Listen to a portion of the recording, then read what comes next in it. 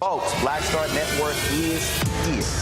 Hold no punches. I'm real revolutionary right now. Support this man, Black Media. He makes sure that our stories are told. Thank you for being the voice of Black America, Roland. Stay black. I love y'all. All momentum we have now, we have to keep this going. The video looks phenomenal. See, this difference between Black Star Network and black-owned media and something like CNN. You can't be black-owned media and be scared. It's time to be smart. Bring your eyeballs home. You dig?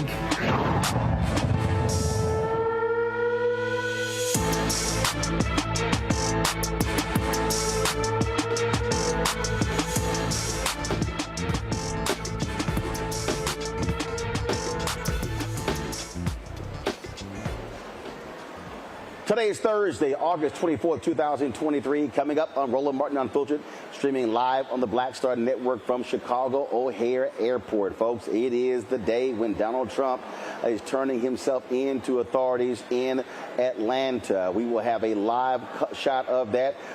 It's supposed to be happening while we're live during the show, so we will go to that when he arrives with his motorcade. Several other defendants who have been indicted with him turned themselves in. One of the black folks Black Voices for Trump, he was so dumb he didn't negotiate a bond deal.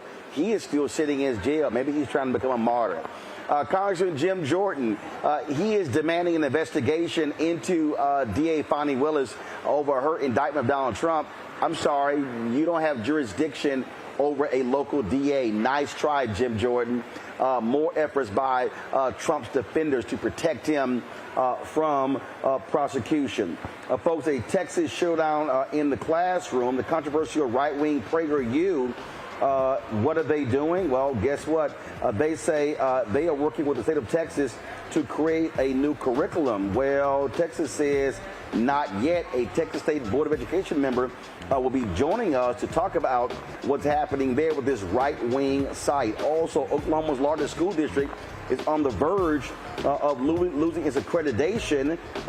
Tulsa superintendent steps down in what some call an anti-woke battle with the state superintendent, Ryan Walters. Just crazy nonsense happening there in Oklahoma. And North Carolina Governor Roy Cooper vetoes a voter suppression bill Republicans passed. Now, here's the problem. They have the votes to actually overturn it because they have a supermajority. We'll show you what he had to say as well. Folks, it is time to bring the funk on Roland Martin Unfiltered on the Black Star Network. Let's go. He's got it. Whatever the miss, he's on it. Whatever it is, he's got the scoop, the fact, the fine. And when it breaks, he's right on time and it's rolling. Best believe he's knowing. Putting it down from sports to news to politics. With entertainment just for kicks, he's rolling. It's on go, roll, y'all. It's Roland Martin, yeah. Rolling with Roland now. He's funk, he's fresh, he's real, the best, you know he's Roland Martin.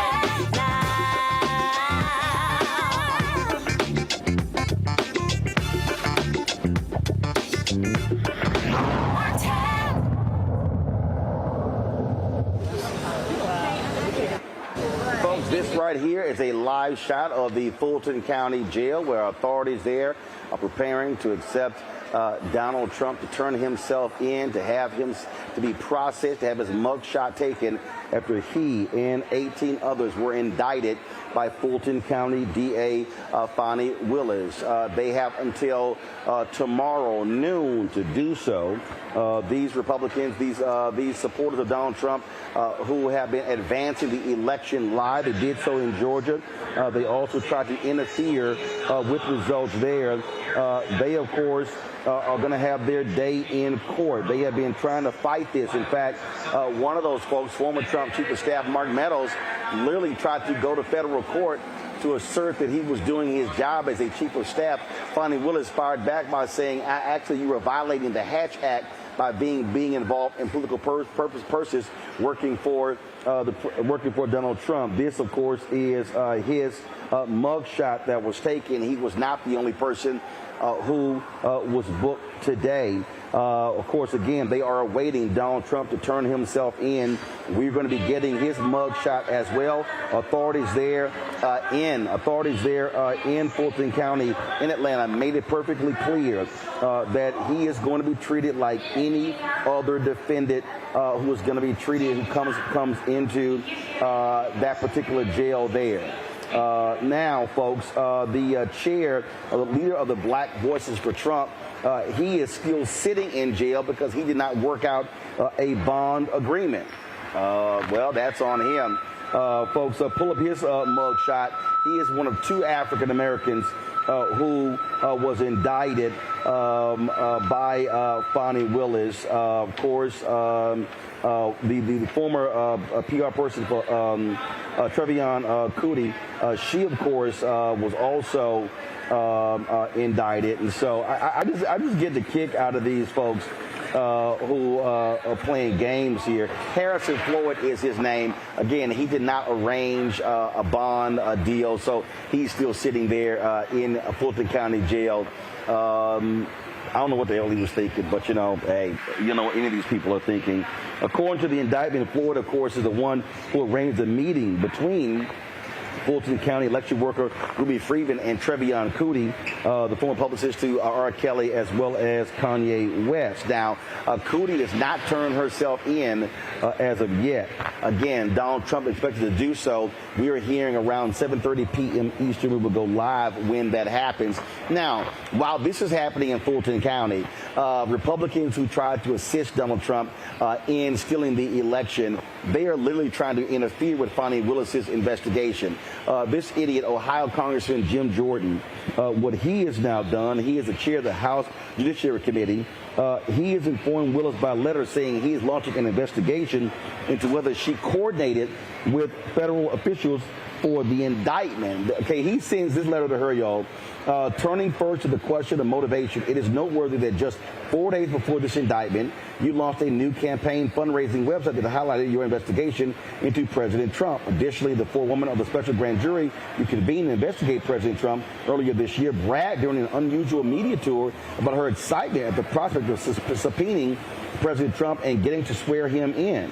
The timing of this prosecution reinforces concerns about your motivation. In February 2021, news outlets reported that you directed your office to open an investigation into President Trump. Indeed, sometime on around February 11, 2021, your office purportedly sent a letter to several Republican officials in Georgia requesting that they preserve documents related to a matter of high priority that your office was investigating, yet you did not bring charges until 2.5 years later, at a time when the campaign for the Republican presidential nomination is in full swing. Moreover, you have requested that the trial in this matter begin on March 4th, 2024, the day before Super Tuesday and 8 days before the Georgia presidential primary.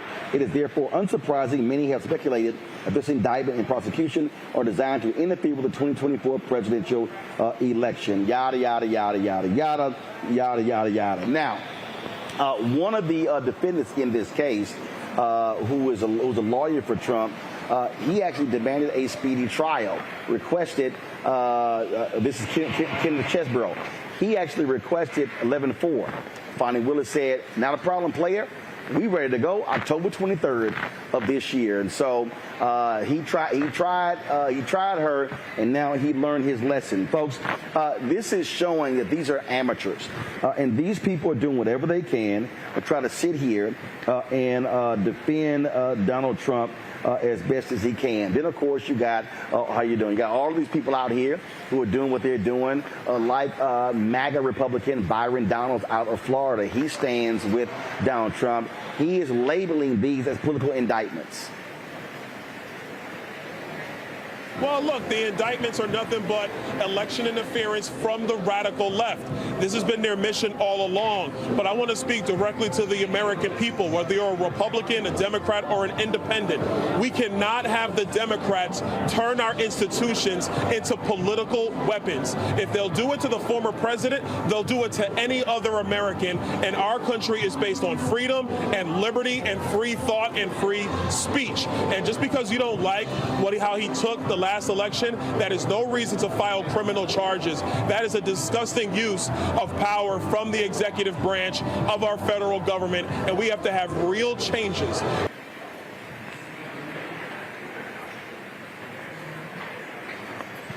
I guess that idiot completely forgot how Donald Trump demanded them find 11,000 votes to help him win Georgia. I mean, he's on tape. But again, when you're a MAGA Republican and you don't care about facts, all you do is sit here and whine and complain. Now, y'all, you always got some idiots out there. You actually had this fool who is black wearing a shirt with the N-word on it, speaking on behalf of Donald Trump. If you want to see somebody who clearly was in the movie Get Out, it's this idiot right here. I'm here to support President Trump. You want to know why I'm here to support President Trump? Because they done did black men like this for decades. Make up charges and put them, so I know Trump is innocent. I support Trump against this corrupt, two-tiered justice system. That's why I'm here to show my support as a black man for Trump. And I'm wearing my shirt, Niggas for Trump 2024, and I mean that. What do you think about the indictment? Oh, it's a bunch of bullshit. It's going around the country. You know, Fani Willis, she went to school with my sister. She's full of shit. She was full of shit then. So she's a puppet for the white liberal that is controlling everything. She's in front, but the white liberal back there pulling those strings, telling her what to do. That's what I think about her, making a fool of herself. Do you think it's going to help his election? Oh, of course it is. It's going to elevate him all the way. I think we should make Trump king. That's how I feel. We should make him king. Wouldn't that be kind of like communistic? No, that's nowhere near communist. Now, we're just going to make him king, but we still got our freedoms and rights and everything. He for that. Yeah, Trump for king 2024. That's actually my URL. I own that URL. You own that URL? Can I get your name? Really? Oh, my name is Niggas for Trump 2024. I can't Derek write that. Gibson, That's my nigga. Former candidate. I'm a former candidate for New York State Governor. Derek Gibson, look me up. Nigga, I live up to it too, boy. I can scrap too, but I can get down, boy. Not better, I can. I got a proven track record. You want to try me out? Try to take this shirt off. I'll give you some of it. Well, you can always count on idiots standing in support of another idiot. All right, let's bring in my panel right now. Greg Carr, he is, of course, Department of Afro-American Studies at Howard University. Glad to have Greg here. Regular panelist here on Thursday. We also, first of all, and Greg, I got your gift from the Alpha Convention. I got your Tennessee State Alpha shirt came in, and so I'll hook you up next time I see you. The shirt came in. I was going to hold it up, but I'm actually traveling. Like I'm literally sitting here in the airport, and so we gotta. I'll hook you up when I'm back in town. All right, y'all. Also on the show, Reese Colbert, host of Reese Colbert Show at Sirius XM Radio out of Washington D.C. Candace Kelly, legal analyst, South Orange, New Jersey. Glad to have all three of you here. Candace, I want to start with you. These Trump folks, they really think this is a game. Chesbro tried to sit here and play Fani Willis by saying, oh, I want a speedy trial, and I want to go November 4th. She was like, yeah, we good October 23rd. And now they got to sit here and respond, and he, of course, so he'll be separated from the other folks, and so others may be requested as well. They really think this sister is joking around, Candace. And she is not, as we saw by her indictment that was almost 100 pages long. And the reason why it took her so long in order to get all of that together is because she wanted to indict those 19 people in concert, showing that there was a racketeering scheme. So, you know, when we talk about the fact that they're trying to go after her the same way that they went after Alvin Bragg in terms of what types of federal funds and time were you using, and were you doing the right thing in terms of your investigation? Now let's investigate you, even though we don't have the right, and even though we have done the same thing that you have done in the past in order to get the Democrats that we want to bring down. As you said, she is no joke. And the reason why she took so long is because, number one, we had COVID, right? So if they want to back time all of this, they're going to find a lot of natural delays that she had nothing to do with. And number two, you had to coordinate coordinate all of these people who were involved in all of these other cases. Trump's just not involved in these 4 cases. He's involved in other cases that have to do with defamation, right? He was sued for sexual assault. So there is a calendar that you have to look at when you are an attorney to try to figure out, how do I coordinate my grand jury to make sure that all the parties that I want that need to testify are there when I want them to be there. So it was really a time game. Remember, Alvin Bragg said, listen, I have my date coming up next year, but I will move my date if anybody else wants to use this date so that he can get indicted on other kind of more serious charges. So not that they're working in tandem with each other, but it is kind of a chess game to figure out the timing involved and all of the people that need to be coordinated. So they can investigate all they want. This had nothing to do with the fact that she was trying to prolong this case to try to match up with the election. There are so many moving parts, 19 in this one specifically, that she had to coordinate and get together and make sure lined up for this indictment to stick. Greg, what I find to be really interesting, especially when you're dealing with these lightweights like Jim Jordan, they're going, whoa, why did you wait 2.5 years? You actually have to do an investigation. You have to actually collect evidence, do interviews. I mean, this shows you how idiotic these people are. And they do not care about the rule of law. We heard that Yahoo Byron Donalds with his crap calling it free speech. We get the talking points. This goes to show you that these are not serious people. These are people who, frankly, are thugs, who support a thug, and they will say and do whatever to let this man get away with a criminal activity. Well, yes, sir. I think you're absolutely right. They will say or do anything. Byron Donalds, perhaps the brother who was speaking from Georgia, can send Brother Byron one of those shirts. Maybe even put one in the mail for Tim Scott for his stellar performance the other night. So there seems to be a nice little fraternity of these clowns. The pride of the Ohio 4th, Jim Jordan, is doing what he's supposed to do. I think you're absolutely right. They don't care. Rule of law is fine as long as they are the ones ruling. So in the case of federal intervention, Jim Jordan wants to use the federal government. We saw him do that back in April with Alvin Bragg when they went to New York and took their clown show on the road for their victims of violent crime in Manhattan hearing, where they tried to embarrass Alvin Bragg and fell flat on the face. That'll happen with Fani Willis. Now, I mean, we know how Fani Willis rolls. We know that. We can see in her indictment back in May 22 of Jeffrey Williams, who the young cat who the hip-hop community calls Young Thug. She charged 28 people in that one. That case has been whittled down to 8 people. And if that is any prelude, what we can expect from this indictment is that there are going to be some who have their cases severed. There are going to be some who flip with plea deals.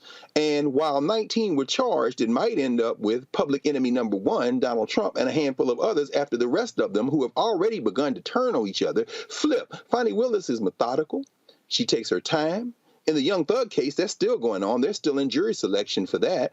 But what we see finally is a situation where these white nationalists and the Negroes who love them, again, please send that shirt to Byron Donalds. He would look fitting in that shirt. They are acting out of desperation. It's the only play they have left. And to their credit, they're going to play it until the wheels fall out. But make no mistake, the wheels are going to fall off.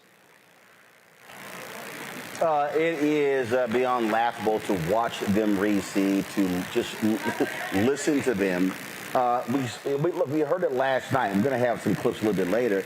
I mean, these fools literally signed pledges saying, hey, even if he's a nominee, you're going to support him. I mean, Chris Christie tried to sit here and, like, do a little dance, trying to play games there as well. And it's kind of like, Christie, stop, bro.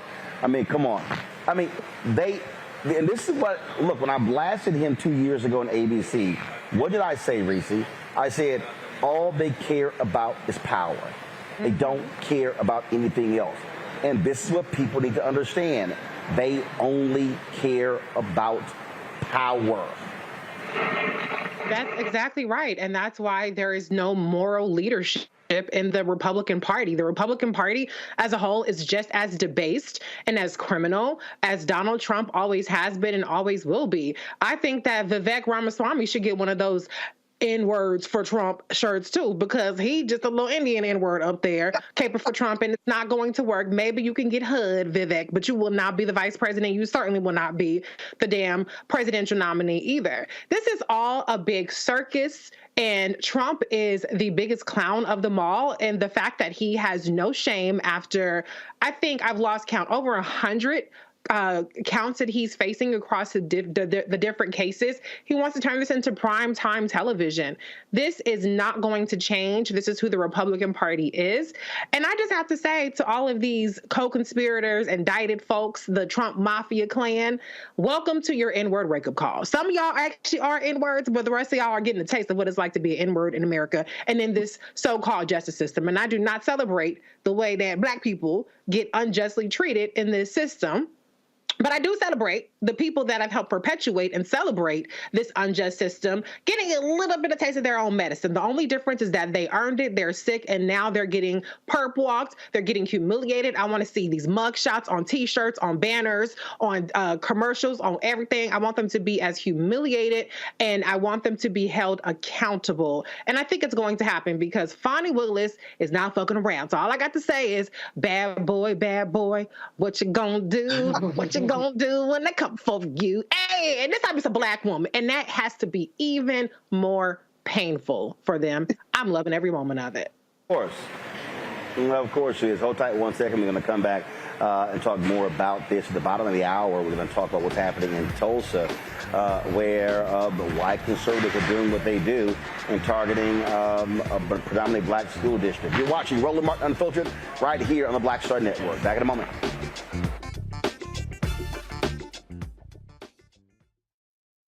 Hatred on the streets, a horrific scene, a white nationalist rally that descended into deadly violence. White people are losing their damn minds. As an angry pro-Trump mob storms the U.S. Capitol, we've seen shooting. We're about to see the rise of what I call white minority resistance. We have seen white folks in this country who simply cannot tolerate Black folks voting. I think what we're seeing is the inevitable result of violent denial. This is part of American history. Every time that people of color have made progress, whether real or symbolic, there has been what Carol Anderson at Emory University calls white rage as a backlash. This is the rise of the Proud Boys and the Boogaloo Boys. America, there's going to be more of this. Here's all the Proud Boys, guys. This country is getting increasingly racist in its behaviors and its attitudes because of the fear of white people. The fear that they're taking our jobs, they're taking our resources, they're taking our women. This is white fear.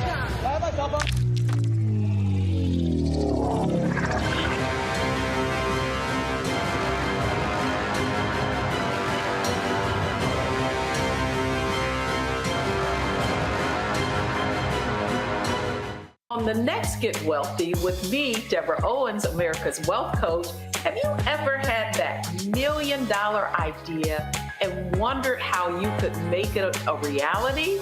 On the next Get Wealthy, you're going to meet Liska Askalise, the inventress, someone who made her own idea a reality and now is showing others how they can do it too. Positive, focusing in on the thing that you want to do, writing it down, and not speaking to naysayers or anybody about your product until you've taken some steps to at least execute. Liska Askalise on the next Get Wealthy, right here, only on Black Star Network.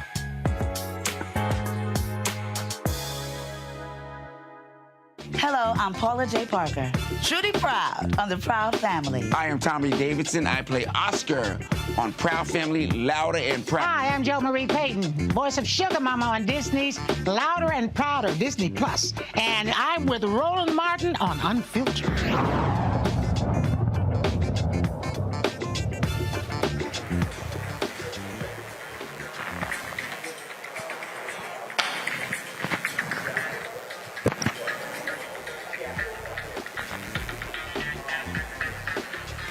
Hold on 1 second. Trying to get this omelet chart. I don't know why.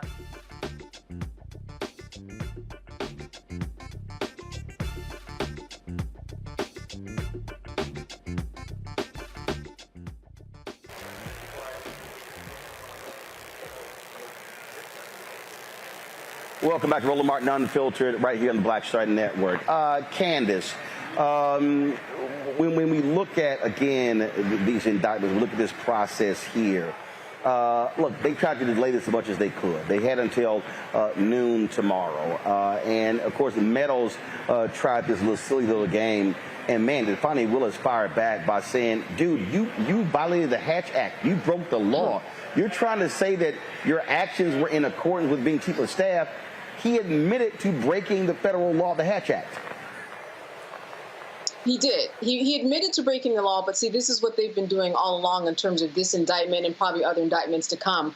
You have to use all the types of delay tactics that you can use all the way up until 7:30 tonight when Trump actually turns himself in. And then even after Trump, we have more people that are going to turn themselves in, and they're going to try more last-ditch efforts in order to try to prolong this case. What Trump is doing right now, and what Meadows tried to do in this last-ditch effort, as you said, though violating the Hatch Act, is just trying to play the game a little bit, to try to make sure that his base is aroused. And that is exactly what Trump is doing. He thinks he's back on NBC in terms of primetime. He is making this a game that he is trying to win. He wants everybody to see it. He'll be the first one, if he can, to perhaps have his mugshot be put out, because he is campaigning. When Trump was looking at the debates last night, he wasn't saying anything about whether or not he was winning or losing. He was looking for someone to be a vice presidential candidate. That is all he thinks. That is all he's doing. Because in Trump's mind, and in a lot of people's mind, if you believe the polls, which it's probably too early to do so, in Trump's mind, he is winning. So, yes, you have all of these people trying to delay. They're spending money. They're spending time. They're violating law. But this is all they have left. Because really, we are at the witching hour, and this is it. Tomorrow by noon, everybody should have turned themselves in, and that is when the real game begins. Trump thinks that he's playing a game right now, but no, it begins tomorrow, because we're going to get that mugshot. We've got that bail that's $200,000, and all of his calendars. I mean, he's got to make sure that he is balancing so many things in terms of money, in terms of his legal fees. He's going to see what it takes in order to balance all this. But tonight he thinks he's a winner, but we'll see by tomorrow. And look, Greg, he actually, you hear Jim Jordan trying to say, oh, Fani Willis, you're campaigning off of this. So are the Republicans. So is Trump. That's what they're doing. And so, right, he thinks it's a game, and this is why the Fulton County Sheriff should have said exactly what he said. No, you're not going to get any special favors. We're going to treat you like every other defendant, and you're going to get processed, fingerprinted, mugshot, damn special treatment.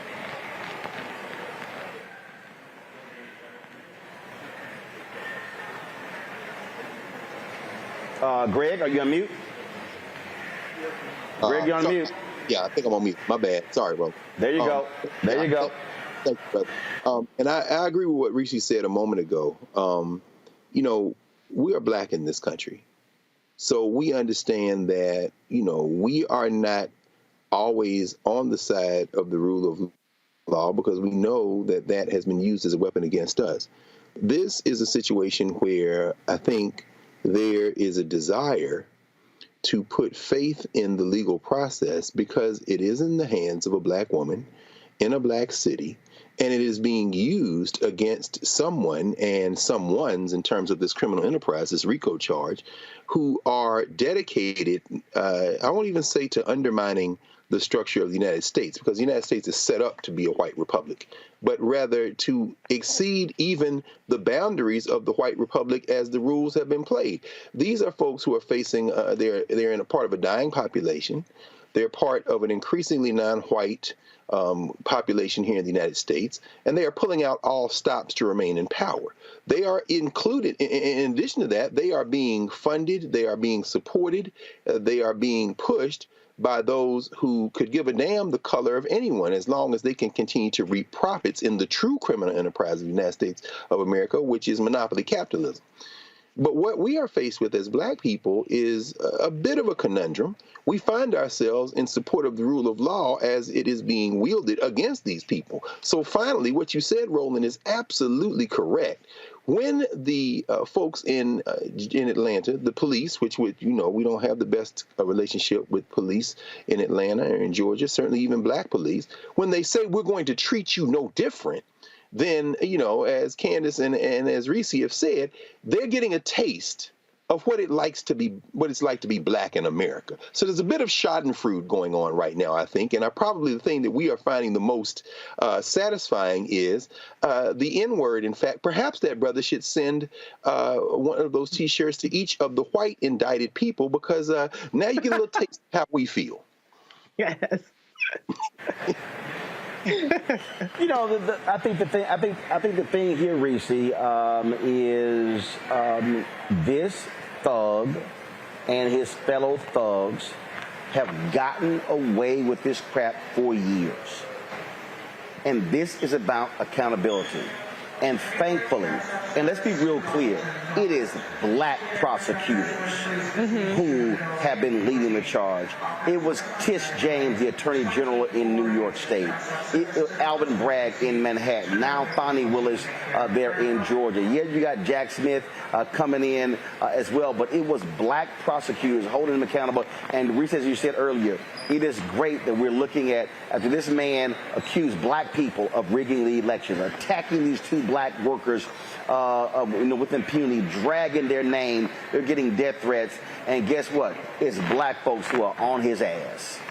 Oh, yeah. This is like reparations, criminal justice style. You know what I'm saying? Like, this is the same person that put out a full-page ad falsely accusing and calling for death penalties for teenagers in the Central Park 5, now exonerated 5. And so, absolutely, I think that, these people who thought they were exempt, who thought this was all a game, and who, be clear, targeted Georgia because it is black votes that put Biden over the edge, Biden-Harris. They had already lost the election. So aside from the moral victory, I guess, that they thought they would get from reversing the Georgia elections, there was still no path to the White House for them based on a wipeout electoral college win. And so what we've seen from Trump and his acolytes is going after black voters across the country. They failed. And this just all feels very black. It just feels like big black payback in terms of the district attorney, in terms of the people who were handing out the indictment charges, the night of the indictment when it came out, the press conference, black people marching to the thing.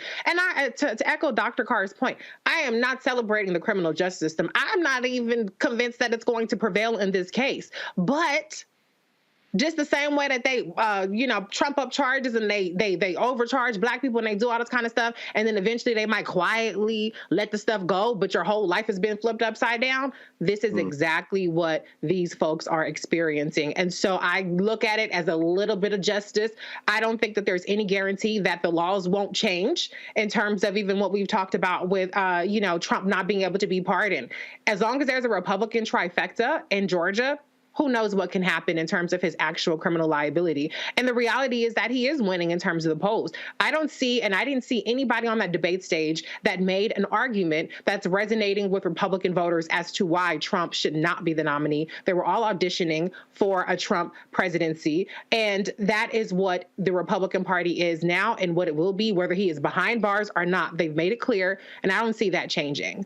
And the last thing I just want to say is this is do or die for Trump. So this is not a normal circumstance where somebody might have a little bit of shame, where they might be able to negotiate, okay, I'll drop out of the race so that I can, negotiate a plea deal, or maybe he'll drop the charges. No, he has to actually be the nominee to have as much leverage as possible so that he can pressure these Republican trifectas, so that he can pressure everybody to bring the weight of their power down on a Fani Willis, on an Alvin Bragg, on a Jack Smith, or whoever the case may be, so that he can stay out of jail for the rest of his life. Mm-hmm. And look, I've made this perfectly clear, Candace. This man has no bottom. He has none. And so the only way you deal with him is you must prosecute his behind. He does not but have any integrity. He has no morals. He has no values. He has no principles. You must take him out. And Roland, the reason why the Fani Williams and the Alvin Braggs and Letitia James have had to do what they have done so precisely is because Trump has had a history of getting away with things, not just throughout the past few years, but throughout the past decades. So for him, he is in probably a real psychological stronghold. He doesn't understand what's really going on until it hits him. Like Reese said, this is it. He's not going to be able to plea bargain his way out. Someone's already probably making a plea bargain on their behalf to make sure that they don't go down with him, one of his co-conspirators on any of these other cases. He's been getting away with this for so long, he probably doesn't even understand kind of what's going on and kind of the severity of this, because he has been the slumlord. He has had the university where he has taken away people's monies. He has faked documents. He has faked, the cost of his properties in order to get loans. All of this is documented. He was convicted of the assault case. He's now going through a defamation case. For him, he's been doing this forever. And I think that this is something, it's like kind of if you go outside and you see your car is stolen. For him, he has walked outside in this world and doesn't see quite yet that the rug is being pulled up from under him. He thinks he's going to be able to get away with this and in and around this because of attorneys and things of that nature. Number one, a lot of his attorneys are co-conspirators are going to be taking the stand against him and have had to remove themselves from their cases with him because of that. So he's not as safe as he thinks. And I think that, like Reese said, this is the time where he is probably going to really understand kind of the full journey that he is going to be making. It's much different this time, and it's in the middle of a campaign and an election that he wants to win. All right, folks, hold tight 1 second. We come again. We're going to keep an eye on Fulton County when a thug-in-chief arrives with the motorcade to get processed to being indicted in Fulton County. We come back. We're going to talk about the drama out of Oklahoma and the battle with that MAGA state superintendent in the state of Oklahoma. You're watching Roland Martin Unfiltered on the Black Star Network. Of course, you're on YouTube. Hit the like button. Also, folks, subscribe to our Brina Funk fan club. Your dollars make it possible for us to cover the stories that matter to you and get a perspective that no one else is giving to you. And so, see your check and money order to P.O. Box 57196, Washington, D.C. 20037-0196. Cash App is $RM Unfiltered. PayPal R Martin Unfiltered. Venmo is RM Unfiltered. Zelle is RolandSMartin.com. Roland at RolandMartinUnfiltered.com. And of course, you can also download our Black Star Network app, Apple phone, Android phone, Apple TV, Android TV, Roku, Amazon Fire TV, Xbox One, Samsung Smart TV. And be sure to get a copy of my book, White Fear: How the Browning of America is Making White Folks Lose Their Minds. Available at bookstores nationwide. Get it at Barnes & Noble, Target, Books A Million. Get it on Amazon. Download the audio version on Audible. We'll be right back.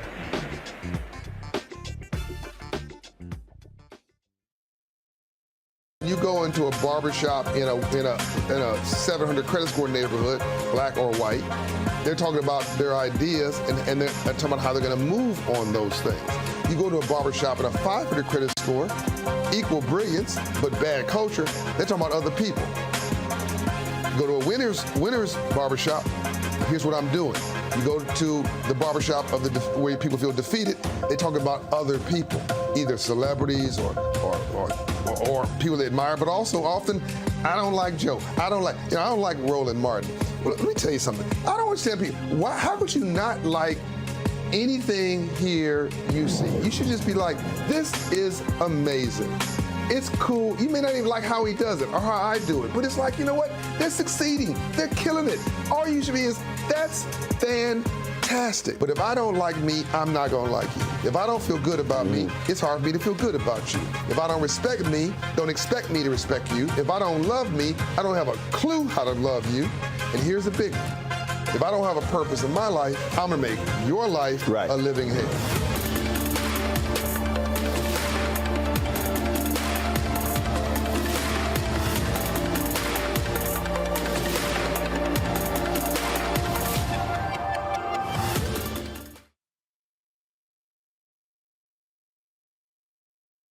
On a Next to Balanced Life with me, Dr. Jackie. Summer is flying by and back to school is just around the corner and fall is here. That's right, a new season is upon us. On our next show, we talk about jumping into action and putting procrastination in the rearview mirror. That's on a Next, A Balanced Life with Dr. Jackie here on Black Star Network.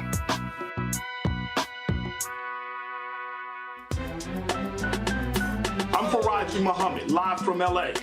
And this is The Culture. The Culture is a two-way conversation. You and me. We talk about the stories, politics, the good, the bad, and the downright ugly. So join our community every day at 3 p.m. Eastern and let your voice be heard. Hey, we're all in this together. So let's talk about it and see what kind of trouble we can get into. It's The Culture, weekdays at 3, only on the Black Star Network.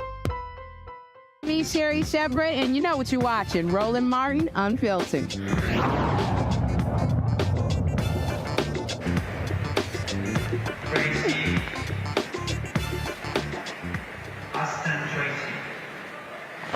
All right, folks, welcome back to Roland Martin Unfiltered. So just so you know, so earlier in the day, I was speaking to the Business Council in Milwaukee. I had a noon fireside chat, be live streaming on the Black Star Network. I had a great time with them. Caught a 6:30 flight from D.C. to Chicago. They drove to Milwaukee. We did the event.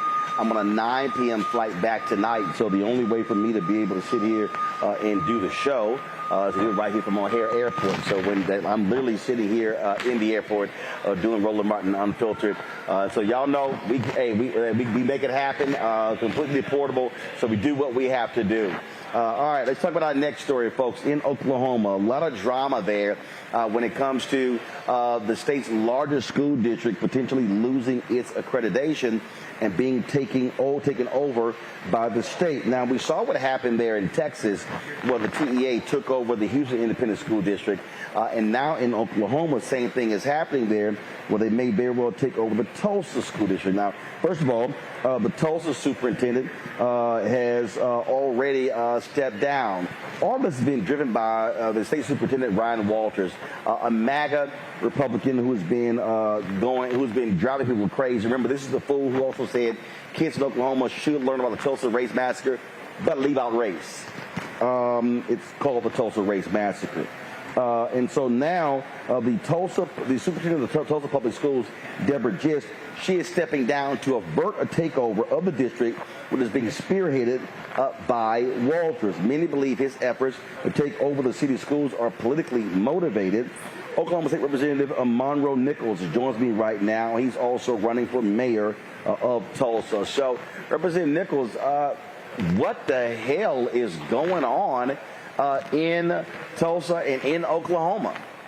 Yeah, well, thanks for inviting me on. And, we've talked about this before. You and I talked about the same person on a past show. What's going on is somebody who's taking the district with the largest amount of black students, most diverse district in the state, and trying to take it over. He's not really talked about outcomes. He's not talked about any of that. But from the start, this has all been about him trying to wield his way for a district in the community that he believes is going in the wrong direction. You say, is it because of outcomes? No, it is because of diversity. The first thing he tried to do is come over and take over based on the teaching of history. A couple of years ago, that was the first deficiency the district got. Even his own accreditation department said that taking their accreditation was not appropriate. He moved to try to do that. And so today, they did accredit the district, but they're going to force the district to come every month to give a report to the state school board in the hope of seeing if the district makes a mistake here or there. I want to just remind you of a couple other things, Roland. This is the same state superintendent who said that teachers' unions were terrorist organizations. This is the same superintendent who said he wanted to combat woke ideology. This is the same superintendent that has incited radical violence and bomb threats in another school district here in Tulsa, because some of the folks who follow his rhetoric has had, for 3 days in a row, has had bomb threats to school districts here in Tulsa because they want to make sure there's no woke ideology, and they said they'll continue to do it. So Tulsa right now is really boiling right now, and it's because this one person, this one ideologue, wants to tear apart our community because he didn't like the way that people look who go to our schools. One of the things that I think is interesting is that he's even pissed off Republicans in Oklahoma. Yeah. You know, Roland, I think if we were to take a vote right now in the House, it's possible we could impeach him in the House right now. You know, what the problem that we have, the problem the Republican Party has across the country is courage. It's the same courage where they don't stand up to Donald Trump. Sometimes they don't have that same courage inside of a state like Oklahoma. I think he's gone so far at this point that even Republicans are like, we got to get rid of him. It does take courage, which they don't always have, but he's getting closer and closer and closer. You mentioned Houston. There's another example from Texas, which is the Attorney General, who finally was impeached by the Texas House because of, he wanted them to settle a lawsuit. Ryan Walters is going down that same road. The FBI is investigating him right now. Our Attorney General is investigating him right now. Our state auditor has already said there's been some financial impropriety at the State Department of Education. And now, with this move to try to unaccredit the largest school in the district in the state, with the most black kids of any school district in the state, all because he just doesn't like how they do business, is just yet another thing that's starting to show, hey, maybe this guy shouldn't be state superintendent anymore. Questions from my panel. Reese, you first. What is the recruitment process going to be like now with the current superintendent stepping down? Is there any idea of is Ryan Walters going to appoint somebody, or is that still locally going to be controlled? Yeah, it's a great question. So by averting the takeover, the local school board was able to appoint an interim superintendent. It's a strong black woman. Her name is Ebony Johnson, a good friend of mine, and somebody who I know. She's a Tulsan through and through. I met her years ago, and she's going to be great. But she's gonna take this job in the most uncomfortable environment ever. And so one of the things that we're really focused on is making sure that Ebony's able to do her job in educating young people in this community. But you can guess the kind of hostility that we feel from the state superintendent right now. It's gonna be really difficult. But Ebony's ready to go. I'm excited about it. But I'm gonna tell you right now, the threat of a takeover is not anywhere close to being over.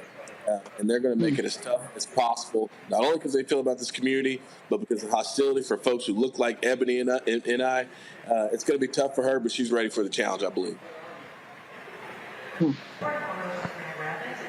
Greg. Thank you, Roland, and thank you, Representative Nichols.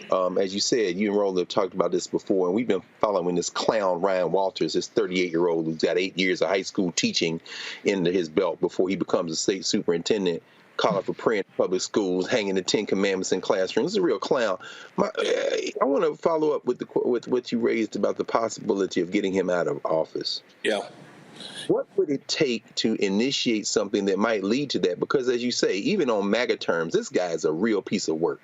Yeah, I think what we saw in Texas is that what happened eventually is that Attorney General had all these antics outside the building, but when he came and asked the Texas legislature for $3 million to settle a lawsuit, that was the bridge too far. I mentioned all the things that Ryan Walters has out in front of him right now. Eventually, he's going to have to come to us and ask us for money to solve one of his problems. I think that's going to be the linchpin that's going to get him out of there. It is sad, though, that all the antics aren't enough. What has happened in the last several weeks, if you can imagine, at Tulsa Public Schools, right when school was starting, 38,000 kids and families didn't know if they were going to have school. You can't recruit teachers that way. You can't hire people that way. So to me, that was enough. That was a bridge too far already. But I guarantee you, as these investigations come to full fruition, he's going to come to us in the legislature, and I think my Republican colleagues are going to be like, we've had enough, and you got to go. And to me, that's where we're headed right now. Unfortunately, there's no incentive for doing the right thing in politics, especially in red states. But the financial prudent thing might be what actually gets him out of office eventually. Thank you. Candace. So the school is accredited, but with these deficiencies, what would you say is the key deficiency, and can it be fixed in this process? Is that a part of the planning here? Yeah, I mean, it's one of the deficiencies is a gotcha deficiency. There was an employee a little while back that embezzled some money. The district caught it. They got rid of the employee. They've recovered most of the money. So what's going to happen now is that if you have the deficiency 2 years in a row, that's where you risk losing your accreditation. I guarantee you they're going to stop at no end. I mean, if there's a pencil that was bought improperly, they're going to pop the district for it. And so having them come every month, the thought that Dr. Johnson, who's a good friend of mine, is going to have to go in front of that state school board every month and do a song and dance for those folks makes me sick to my stomach. And that's what they're going to force her to do. They're not going to treat her with a lot of respect, and they're going to look for any avenue they can find to get rid of the Tulsa Public Schools accreditation. And so, like, to me, the facts of it all are not going to be what's going to win the day. What's going to win the day is somebody who wants to take this course of action, and he's going to find every way possible that he can take it. And that's what's unfortunate about this whole situation. Because, look, this is not just about Tulsa. Roland mentioned Houston. Now it's Tulsa. Pretty soon it'll be, Boise, Idaho, or it'll be, one of these other states where you have a really conservative state environment and these blue cities. This is an attack on urban America, and this is just the latest example of it.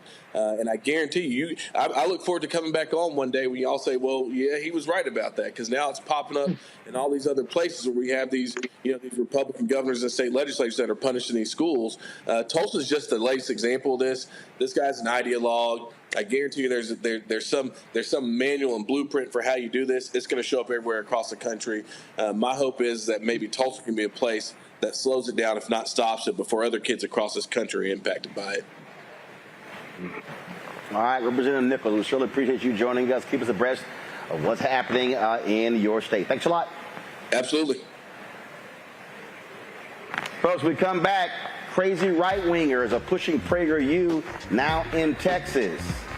I told y'all this thing was bigger than CRT. You're watching Roland Martin Unfiltered right here on the Black Star Network, live in Chicago's O'Hare Airport. Back in a moment.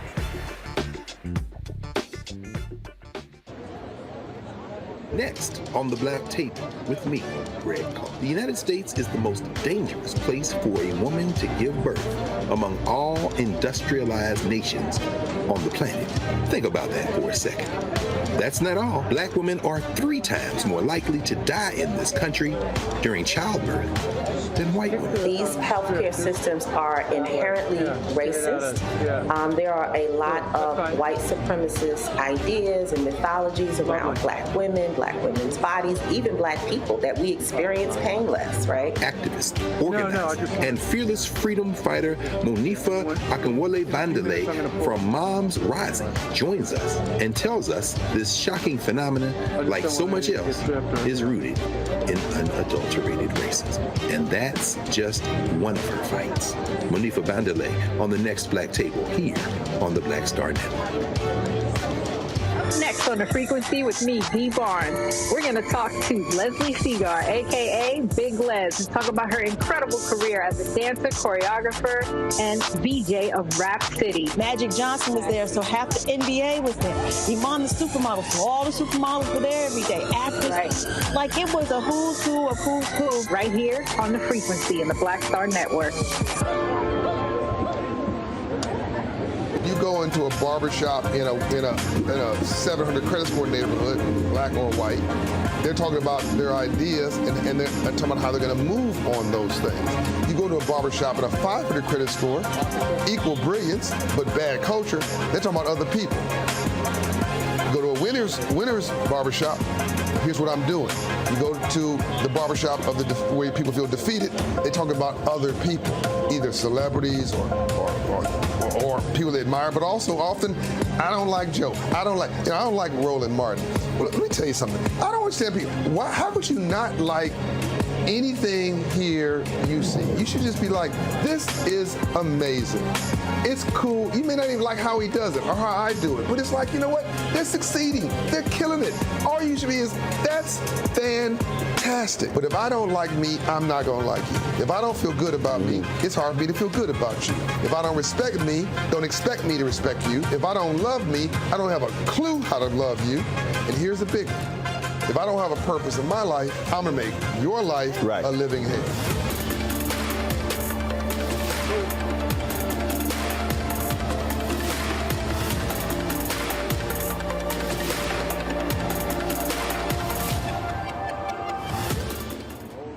I am Tommy Davidson. I play Oscar on Proud Family, Louder and Prouder. Right now, I'm rolling with Roland Martin, unfiltered, uncut, unplugged, and undamn believable. You hear me?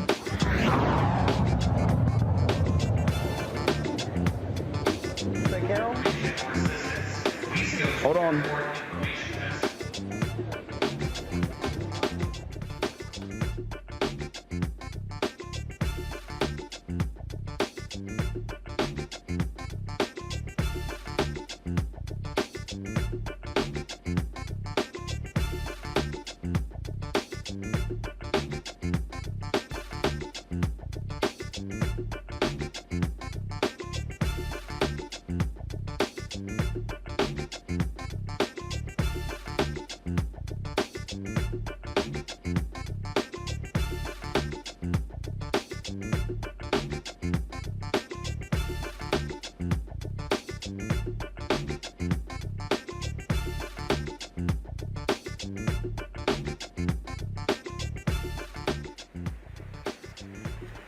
All right, folks, these are live looks of the air and the ground.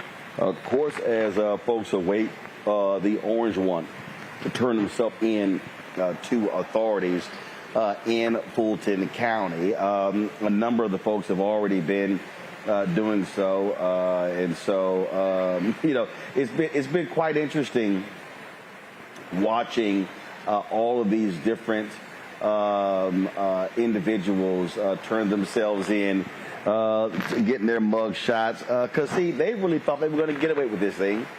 They really thought they were going to follow this fool. And you know what, and Candace, you got to love this idiot Harrison Floyd, Black Voices for Trump. I mean, how do they feel about you? They didn't even set money aside for your dumb ass to make your bond. It's how stupid they are.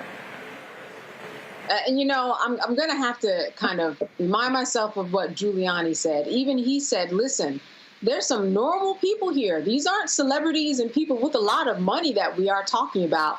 We are talking about people that are not on the level of a Giuliani. And I think by that he was saying, no one's paying attention to him.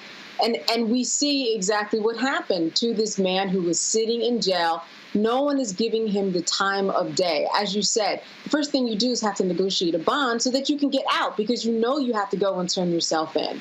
None of that happened. Nobody volunteered to pay for it to happen. Nobody volunteered to hold a press conference on his behalf. Nobody volunteered to do anything for this man. So I think that he is getting a little bit of an idea about what a pawn he was in all of this, and about what he really means to the MAGA movement, and how his role as a black man at the end of the day really was inconsequential, because nobody's caring about him, because he's in jail and he's going to stay there because nobody cares, and that's the ultimate end in this situation. You know what, Greg? Candace brings up Rudy Giuliani. I saw this story. I had Washington Post and New York Times. This dumbass Trump owes this fool $3 million in legal fees. He's sitting here complaining. First of all, he lost a bunch of his money when he got divorced again. And so his wife took his ass to the cleaners. Trump wouldn't pay. And then Trump kept saying we keep losing cases. Fool, you lost every single case. This is how stupid Rudy Giuliani is. You literally traded in. The dude was making millions of dollars after 9/11. America's mayor was giving speeches, all kind of different stuff. He literally traded all that in just to be in Trump's orbit. I keep telling people, these fools were talking about the access to power, and they're getting burned, and I'm just laughing at all of them. Yeah, absolutely, Roland. And I join the laughter toward Rudy Giuliani, to quote Gil Scott-Heron when he was referring to Frank Rizzo. We send Rudy Giuliani our coldest regards. Some of us are old enough to remember Rudy Giuliani riding into the mayor's mansion there in Manhattan on the back of Crown Heights, and standing with the police, chanting against black and brown people in Crown Heights, Brooklyn, against David Dinkins. Some of us are old enough to remember Rudolph Giuliani unsealing the juvenile record of Patrick Dorismond, who was killed in plainclothes police, who was killed outside of a club, of trying to engage in character assassination when the young Haitian brother Albert Louima was sodomized in a police station. Okay, and it's Reese and Dr. Carr. Okay, thank you. It couldn't happen to a nicer guy.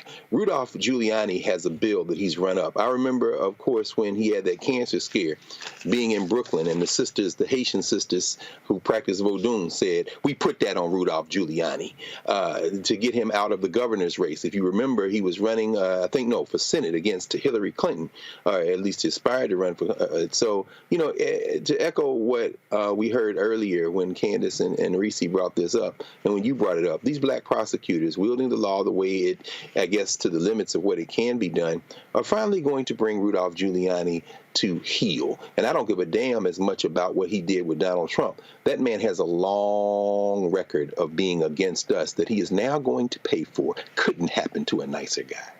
Dr. Carr and Reese, we just lost Roland for a minute because of some technical difficulties. But Reese, I wanted to go to you on this because as Trump prepares to turn himself in, I want to get your idea of what you think is going through his mind in terms of this particular setup and why he decided to make this prime time. What do you think is his ultimate goal in going this particular route? 7:30 at night, the day before the actual deadline? Well, I think it's a couple of things. Number one, fundraising. He's broke. He needs to raise money. And there's a lot of money in theatrics. I think one of the things that distinguishes Donald Trump, it's a negative thing, it's a notorious thing, but it's an effective thing in terms of the Republican base, is his knack for the flair. He's an entertaining person, for better or worse, and there's no other candidate in the race that's trying to run against him that offers this kind of entertainment value. We saw that the debate last night was like watching a WWE match. It was completely out of control. It was unhinged, and Donald Trump just knows how to keep people entertained. And so he's trying to make himself a martyr. He's trying to make this a bigger news story because, to be honest, his other accounts kind of flopped a little bit. You didn't get the Truckers for Trump out there driving across country, honking their horns to protest. It really was very low key. And so he needs this to be a national news story. He needs his people to be energized. He needs people to put their money where their mouth is. And I hope he's wearing his Depends because I'm sure he's shitting bricks. This is very serious for him. And he is not going to win on a legislative level. The only way he wins is in trying to control the narrative, is trying to, like I said, get some leverage from public pressure, whether that is towards the district attorney, whether that's towards any other prosecutors, but more importantly, towards the potential jury pool. We've seen Young Thug's jury still has not been seated after months. I think it's already a record-long jury process for that. And so a lot is at stake for him, and the only way he wins this is not on the books. It's not through the actual letter of the law. It's through convincing enough people that he does not belong in jail. And if he does happen to get sentenced to jail, he has to convince enough people to change the law so that he can get out of it. Dr. Carr, Reese makes a good point. This is really witching hour. He's got 28 minutes right now. He's going to be turning himself in. He's making a big deal of it right now. But she also mentioned the debates. Reese did. And I'm wondering, from your perspective, when you watched the debates, what do you think was going through Trump's mind as he was seeing what you were seeing? Do you think that he saw that he might have lost maybe some of his base, or was this really inconsequential in terms of his particular lead in what a lot of the polls are showing? Well, I agree with y'all. I mean, it's no consequence. He may have been looking for those who might audition for the vice president's slot. Could he hold his nose as a racist and stomach perhaps a bumbling Tim Scott as a vice presidential candidate? Who knows? We know Chris Christie is disqualified. But at the end of the day, he doesn't need to engage in debates. If I were him, I wouldn't go to the debates either. Why? Right. His people are ride or die. So they're going to do what they're going to do anyway. And he's leading by so many points at this point. We know it's not going to be Pence. We know it's not going to be Christie. And they were auditioning for VPs. And we know it's not going to be Nimrata Haley. And so, Donald Trump, it's difficult, though. I'll end with this. Because even when he is the nominee, regardless of his legal troubles, as Reese said, regardless of the close to 100 different counts across these 4 cases that he has to battle now. The simple fact of the matter is he could win the election.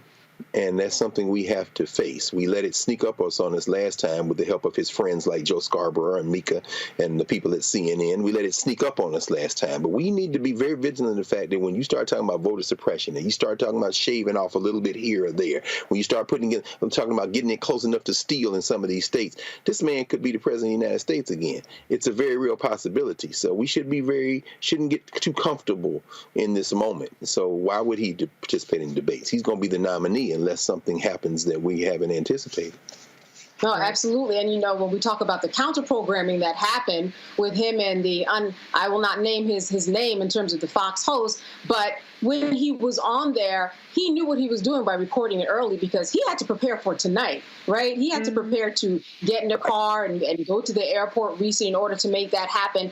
I'm wondering from you, Reese, what did you think about Ron DeSantis? Because a lot of people thought that he was going to be this person that was going to be coming out and just laying all of the punches. But it seemed to me that he was a little lackluster, unprepared, and really was talking and giving a lot of canned answers to questions that were not even asked. What was your take on DeSantis from last evening?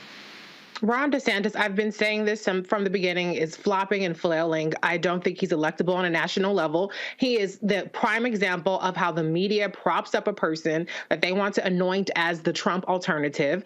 And I think he fell completely flat. He has no charisma whatsoever. And, there's a lot of people on that stage that offered a lot more spark than what he did. And I don't say that as a compliment to them. I just say it as the reality of the situation. I think from the very beginning, when he launched his campaign on Twitter Spaces, he signaled to the world that he is not ready for prime time, and last night proved it. There's a big difference between going against Andrew Gillum, which I thought Andrew Gillum mopped the floor with him, but it's still Florida, and going up against all of these people who were there to fight and to spar, and he's in second place. Now, he's in a distant second place, and I don't see how he makes up the ground. The Republican Party had the opportunity to really show an alternative to Trump, and they just marched right on down the Trump train with everybody else. And so as long as they're sticking with Trumpism, Ron DeSantis doesn't stand a chance in hell. Mm-hmm. You know what? I got a note in my ear. I wasn't sure if Roland was back yet, if someone could let me know before I move on. All right. I don't think that he's back yet. Dr. Carr, one of the things I think is interesting is that certainly was watching this. Do you think that there's anything that Joe Biden had to worry about when he was watching these particular candidates? It certainly was an entree into what their MO was going to be, what their talking points were going to be, and what their disposition certainly was in terms of their enthusiasm and passion. Again, DeSantis was just lackluster. But what do you think Joe Biden saw in that group of Republican presidential candidates? I'm not sure, Candace. I mean, I think the Democrats, this is their election to lose if they can simply get the message out. I don't think that there was anyone that poses a threat on that stage to Joe Biden any more than Joe Biden poses a threat to himself. His major challenge is to keep breathing and not have any more diminished capacity. Certainly, the governor of California seems ready to step into the wings in case something does go left very quickly. But at the end of the day, Joe Biden's biggest challenger, it seems to me, would be mortality. That man got to keep breathing and live, and his party is going to have to start punching from the heels instead of just kind of sitting and expecting that people will vote with logic, because we know that's not the case. I agree with Reese 100%. On Ron DeSantis. He has never been ready for prime time. If Andrew Gillum hadn't conceded so quickly, we might not be talking about Ron DeSantis right now. Of course, when you run for re-election, it's not like the first time, but Ron DeSantis has been completely exposed. And of course, all you got to do is follow the money. The donors have given to Christie since they gave to DeSantis. They're beginning to back away. They were thoroughly unimpressed with his performance last night. And so I think, finally, if Joe Biden he needs to concentrate on the Democratic platform and the Democratic talking points, because there's really nobody on that stage that poses a threat, at least at this stage. I'm going to throw this conversation about the debate and the perp walk that's coming back to Roland. Yeah, folks, had a little power issue, but that's all resolved. You're seeing Donald Trump's plane has landed there in Atlanta. We're going to go to a break. We come back. Of course, we can't wait till he gets processed, and we get to show you that mug shot. So we'll have a split screen. We come back. We're going to talk about what's happening there in Texas with PregerU. We'll also talk further about last night's Republican debacle in Milwaukee. Man, if you want to talk about a bunch of weak-ass Republicans on stage, you saw it in action last night. You're watching Roland Martin Unfiltered on the Black Star Network. Back in a moment.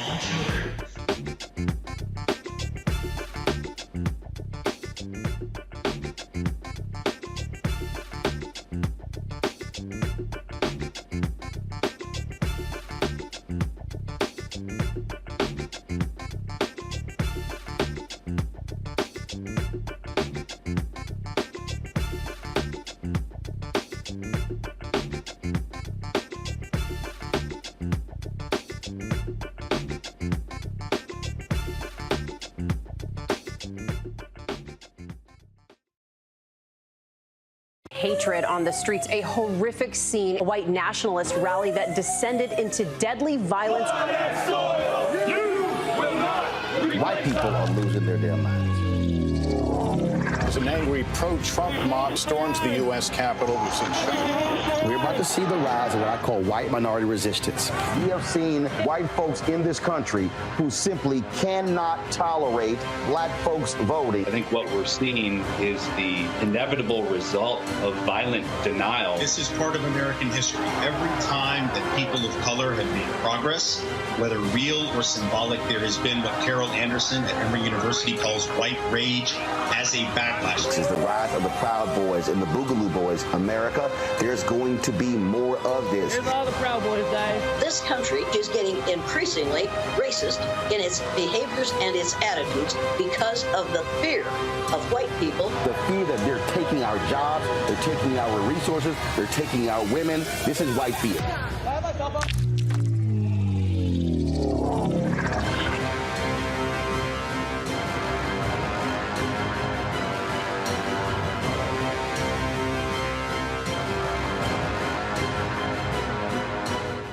Next on The Frequency with me, Dee Barnes. We're going to talk to Leslie Segar, a.k.a. Big Les, and talk about her incredible career as a dancer, choreographer, and VJ of Rap City. Magic Johnson was there, so half the NBA was there. Iman the supermodel, so all the supermodels were there every day. Actors, Right. Like it was a who's who of who's who. Right here on The Frequency in the Black Star Network. Farquhar, executive producer of Proud Family. Bruce Smith, creator and executive producer of The Proud Family, Louder and Prouder. And you're watching Roland Martin Unfiltered.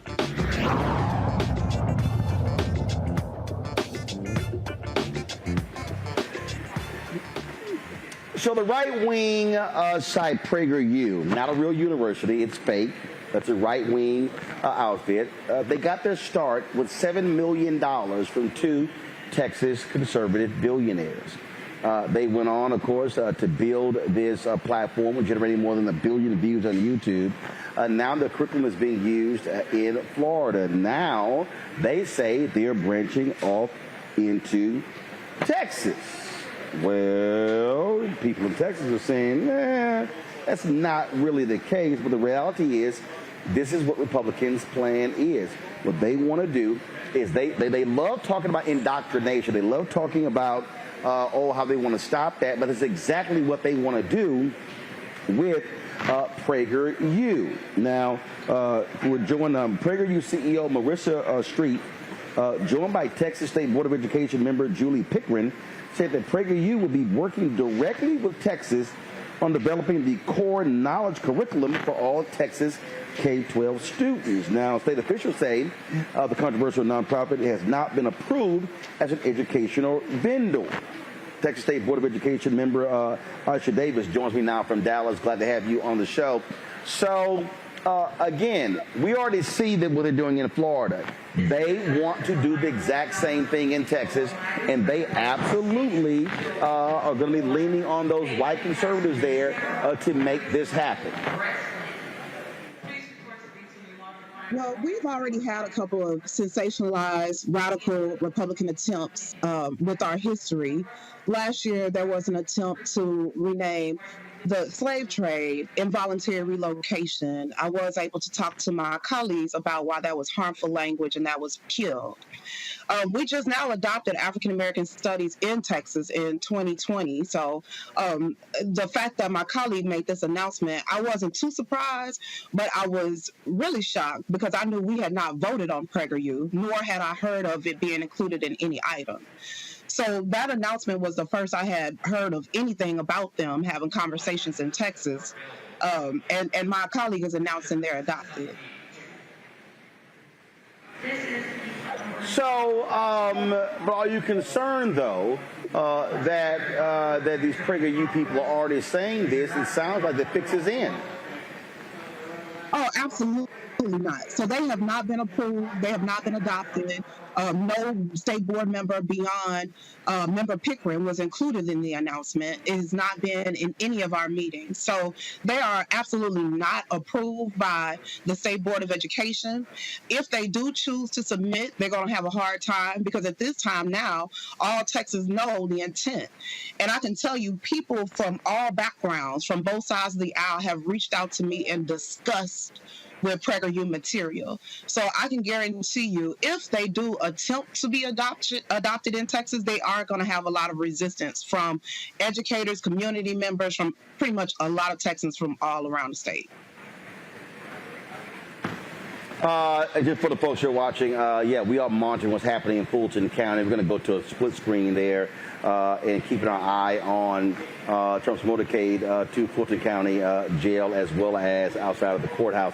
So just letting y'all know that. Let me go to my questions for Board Member Davis. I want to start with Reese. Reese, go. Yeah, I just wanted to know, in terms of is there any kind of grassroots pushback on this kind of thing, or is it still so below the radar that people haven't been engaged on that level yet? This is very, very fresh. All of this has transpired over the last couple of days. I can tell you the Texas NAACP hopped on this immediately, and they made sure the public was aware of how harmful PregerU material actually is. And looking at a lot of the videos, that information, I mean, it's ridiculous. And especially in a state where you have majority Black and brown kids, there's no way they need to be learning from sensationalized instructional material like that.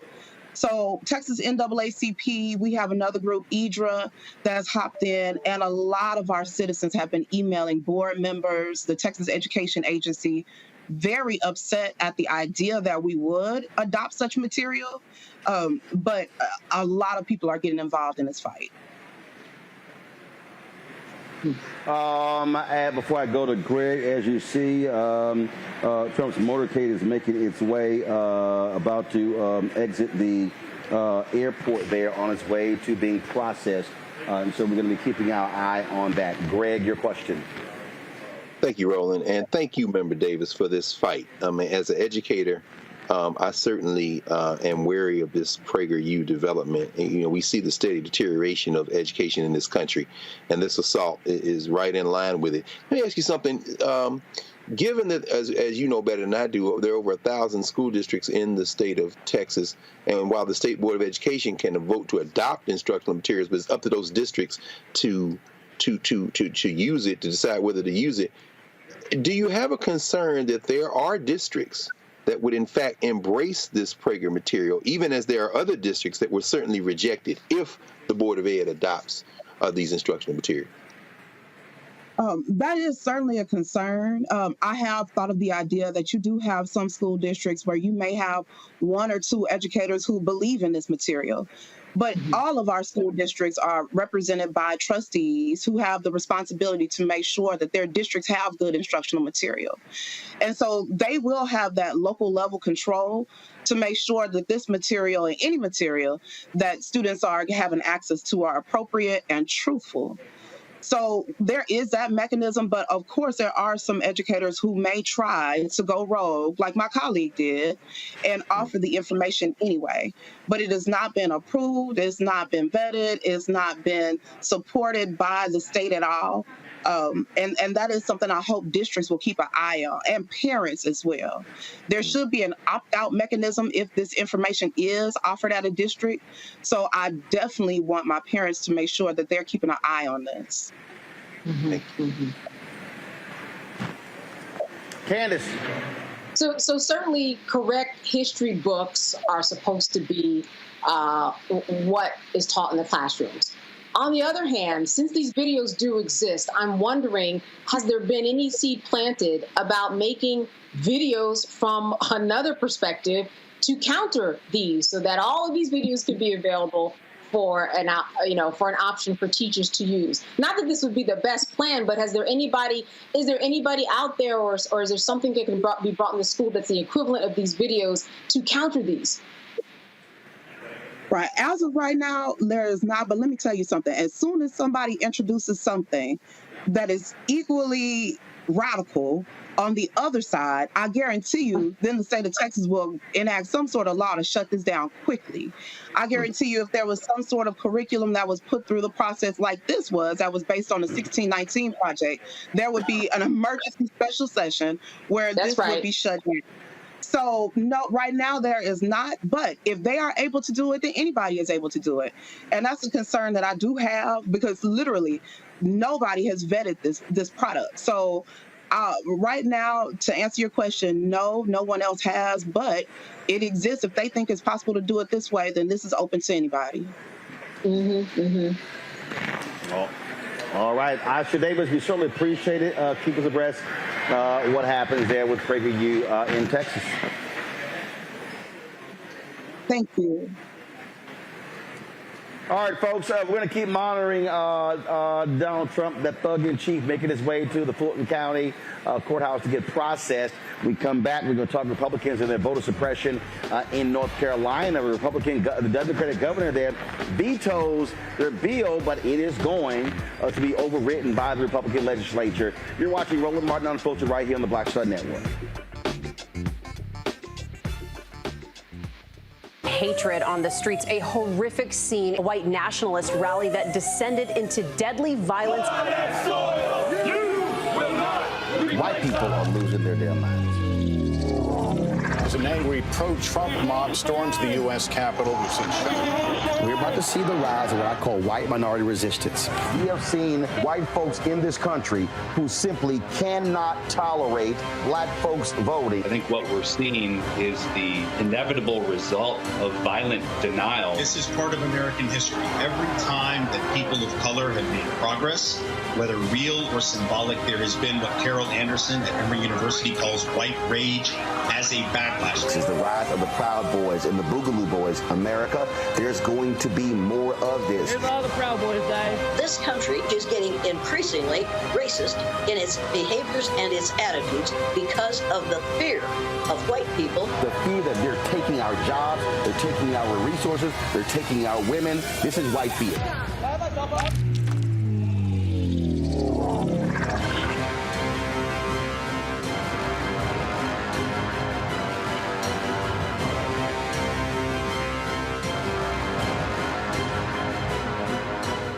The next Get Wealthy with me, Deborah Owens, America's Wealth Coach. Have you ever had that $1 million idea and wondered how you could make it a reality? On the next Get Wealthy, you're going to meet Liska Askalise, the inventress, someone who made her own idea a reality and now is showing others how they can do it too. Positive, focusing in on the thing that you want to do, writing it down, and not speaking to naysayers or anybody about your product until you've taken some steps to at least execute. Liska Askalise on the next Get Wealthy, right here, only on Black Star Network. It's John Murray, the executive producer of the new Sherry Shepherd Talk Show. This is your boy, Earthquake. And you're tuned in to Roland Martin Unfiltered.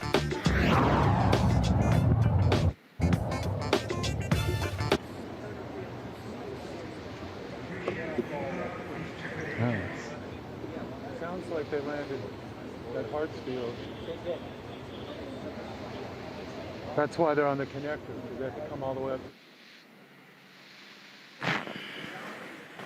All right, folks, what you're seeing here is Donald Trump's motorcade making its way down the Atlanta freeway to the Fulton County Courthouse. The thug-in-chief is turning himself in to authorities. We'll be seeing Donald Trump's mugshot real soon. He has to get processed. He, of course, was indicted by Fulton County DA Fani Willis for trying to interfere in the 2020 election there in Georgia.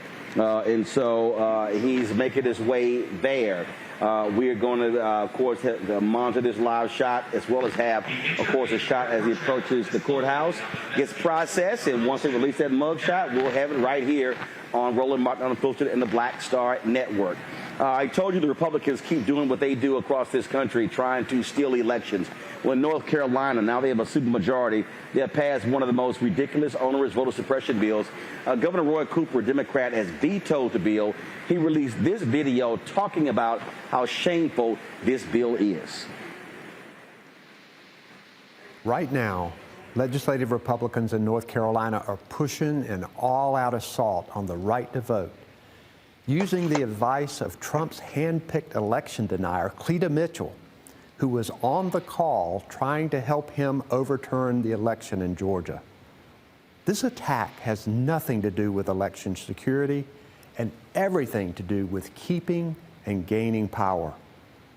If you're a young person, Republicans really don't want you to vote. If you're a college student away from home, Republicans really don't want you to vote. If you're black or brown, Republicans really don't want you to vote. They've done their research, and they know when and how you vote. And they know you aren't as likely to vote for them. They know that you can change the outcome of elections. So they're making it harder for you to vote, hoping that you won't bother. Unfortunately, these schemes aren't new in North Carolina, and we've stopped many of them before. Only this time, Republicans are armed with a one-vote legislative supermajority and a court system stacked with partisan judges who've already turned the justice system upside down with two unprecedented election cases decided for Republicans. Here's just some of what Republicans want to do in Senate Bills 747 and 749. They know that younger and non-white voters tend to vote more by absentee ballot or by early voting. So they shortened the time your absentee votes can arrive and still count. And they made it easier to throw them out. They know Democrats often win the early vote by large margins, so they want to restrict it. Senate Bill 749 gives legislative Republicans more power to influence how elections are run. So they've created a setup that's a surefire bet to reduce the number of places you can vote early in your county. It could end up being only one voting place. Think about how long those lines will be.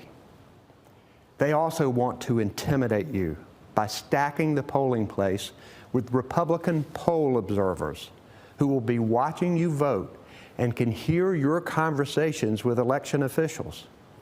Many of them will be election-denying conspiracy believers trying to disrupt the process and prevent certain people from voting.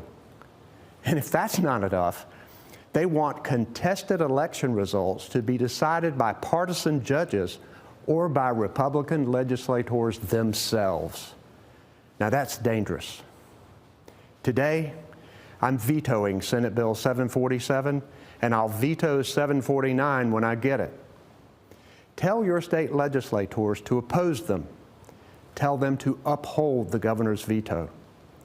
If you commit to call, write, text, or visit your legislators and work to hold them accountable in the next election, you'll make a difference. The fight to protect democracy in North Carolina must be won, but we need your help to do it. Thanks so much. Well, as Cooper said there, Greg, Republicans, that turncoat Democrat she flipped, giving Republicans a supermajority. But this is what they have tried to do ever since 2008 when Senator Barack Obama won North Carolina about 14,100 votes. They have been pissed off ever since. Absolutely, Roland. The Tricia Cotham legislature, Republican from Mecklenburg, who will have her political back broken in the next election, and is doing everything she can now to support her masters as she has gone from soft white nationalists to full-on white nationalists by joining the Republican Party. They have put Cooper in an untenable position. This is a situation, however, that we have to embrace. We have to lean into. They have been working, as you've been noting now, for quite some time, to stack the judiciary, to take over states, state legislatures, state courts. They have the federal courts now in a place that's much more favorable to them. And so now we have to stop pussyfooting with these people. They've made it more difficult to vote, but they have not taken the right to vote. So we need to get into North Carolina, register. Folk need to vote. If they took away all the early voting days and all the absentee voting, then we need to go on the day and vote. Their backs need to be broken. There's no more need to talk with these people. They cannot be reasoned with. They are trying to preserve something that was a fantasy to begin with, and now they're desperate. So, Tricia Cotham, thank you for signaling to the rest of us that there's really no need to talk to you. Your political back must be broken now, and it's be broken by organizing, by registering, by putting people together, and on the days that they are still available to vote, by voting, by mobilizing voters. That's the only way you're going to defeat these white nationalists at this time, because they cannot be reasoned with. They must be utterly opposed. Absolutely, Reese. And again, for the people who are sitting here who keeps, I posted something today, Reese, on my Instagram page about last night's debate. And I mentioned climate change, and I said, listen to those answers. Your only choice is Biden Harris. I had several fools. Oh, I might sit this one out. I can't believe you're forcing him on us. Oh, he's too old. And I'm sitting there going, are y'all stupid?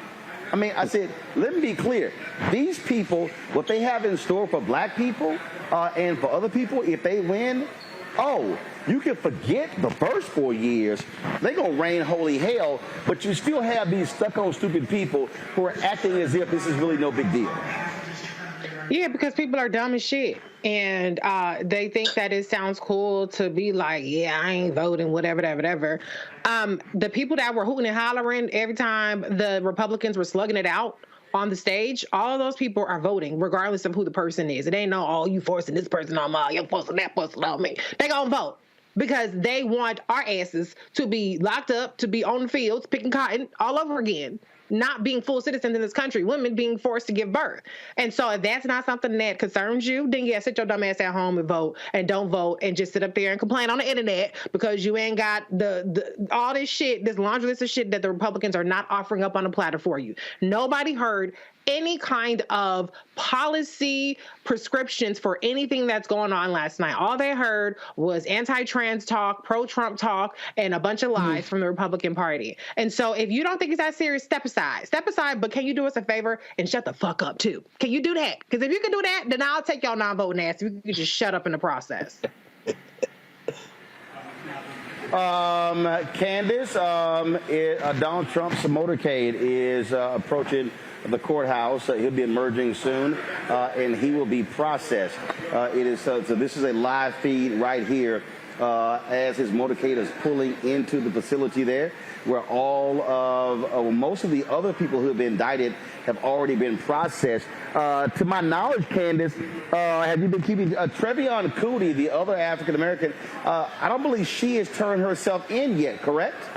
Correct. To my knowledge, that's the same page that I'm on. And as we see from the video, almost like a play that's beginning to start, 7:30, he is rolling in this process where, as you said, we will see that picture. I know that typically it has taken all of the others who have turned themselves in about 60 minutes to even 90 minutes to go through this process. So once this begins, we're going to be looking at this to at least 9 o'clock. Of him being on the hot seat to see what actually happens as this continues to unfold, Roland. And so again, folks, the facility that they are going to, is that the actual Fulton County Jail? All right. You know what? So again, folks, go ahead, Candace. Go ahead. You know what? I am not sure. I'm just going to jump in and say that. I believe it is. I believe it is. Yeah. Yeah, this is the Fulton County Jail where the Trump motorcade just came in. This is a live look here in terms of, Trump. Fourth time he's been indicted. You saw all of the police cars and all of those folks there coming in. His plane landed at Hartfield Jackson. Well, I call it Jackson Hartfield. And of course, the motorcade came down to. You know what? They should have made his ass wait in Atlanta traffic. This they should have done. They should have made his ass wait in Atlanta traffic and sit on that damn highway like the rest of us have to do. That's what they should have done, Reese. Yeah, because we're going regular. If we're giving you N-word wake-up calls, then let's commit. Let's commit to the whole situation. But I don't know. I think people in Atlanta have been through enough. I don't know if they want to be bothered with it, even to prove a point to Donald Funky ass Trump. Go ahead and let him speed on through because he's going to take his time in that doggone processing room. He's going to come out like the common criminal that he is. Yeah. And Roland, if I can, I know that. Go ahead. And just when we talk about where he's turning himself in as opposed to on a federal level, it is a very different process. Once you go into a jail that is like this, we know that it is no easy ride, even just to walk through there, present yourself like you are somebody in a situation where you have criminals in a jail that is not pretty. You have criminals in a jail that is something that you do not want to be a part of. This is nothing like the federal process. We saw the women who were carrying the papers from point A to point B and getting them signed very gingerly and making all of that come together. This is a much different process. Not only is it a much different process in terms of how the jail looks and feels and the potential of what he could be in, but it's going to take much longer than the other federal level processes that he's gone to, because over there he didn't get weighed, he didn't get his picture taken. So this is something that he may not have encountered that Atlanta traffic, but he's certainly going to spend a much longer time here than he has when he turned himself in the other cases. Again, I got no problem at all with him. Now remember, Greg, this is the same jail where the brother died of those bed bugs, all those insect bites, whatever. And they've had some significant issues in this particular jail. They've had some problems there, and so, hey, make them take that tie off, put them in a holding cell. Again, hey. Look, again, as they said, you're going to get treated like everybody else get treated who get processed. And so that's right. And he needs to go through all of this. Absolutely. I totally disagreed in Manhattan and even the federal court where they gave him a special dispensation. That's why I love the sister in D.C. who did not call him President Trump, because I ain't never called him that. She called him Mr. Trump. Hell, I ain't calling him Mr. Trump.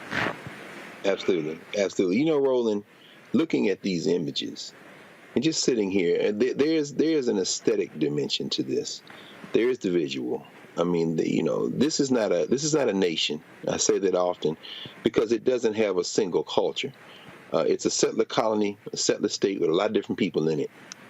And looking at these officers, many of whom are of African descent, with their kind of quasi-militaristic police stance, hands in their, vests at the top there, or arms crossed, jacketed up.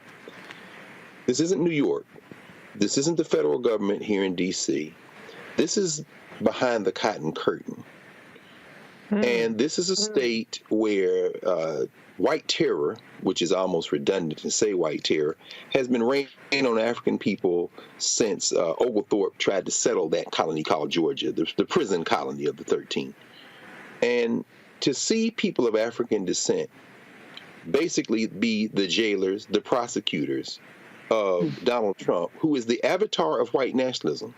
I'm talking about not just the hard MAGA white nationalists, but all the soft white nationalists, like the young boys and girls who were sitting in the galleys during the oral arguments for SFFA versus Harvard and North Carolina, and who were joking, saying that if these black students can't get into Harvard, perhaps they should go to a stupider school or a dumber school. And I know that because, I had students who were sitting there who heard these people saying that. They would not vote for Donald Trump, but he is their avatar too. And what we're faced with in this country is a moment, quite frankly, that we have not seen before. This isn't the 19th century. This isn't the early 20th century. This isn't even the 1960s or 70s. This is a black city with a black prosecutor and black police getting ready to treat the avatar of white nationalism like the N-word. Perhaps his friend who is sitting in lockup should make sure that he gets one of those T-shirts so he can be for himself. But I'll end with this. The imagery that we are looking at now, it wouldn't have been as effective if it were Alvin Bragg or Smith in Washington. These are black people getting ready to treat this white man the way we have been treated all along, and it's in Georgia, one of the heartlands of the Klan and the old Confederacy. There's something very powerful about that kind of imagery, I think. Mm-hmm. Control room, do me a favor, pull that tweet up I just sent y'all. The Biden campaign not wasting any time on this here, Candace. They sent out this tweet it's literally moments ago. It says, if y'all have it, can y'all go ahead and pull it up? It goes, it's the Joe Biden handle on Twitter. Says, apropos of nothing, I think today is a great day to give to my campaign. I saw. I'll give Michael. I'm gonna text chat with Michael with a bunch of black journalists. Michael Harriet tweeted. He said they should have tweeted about bail reform.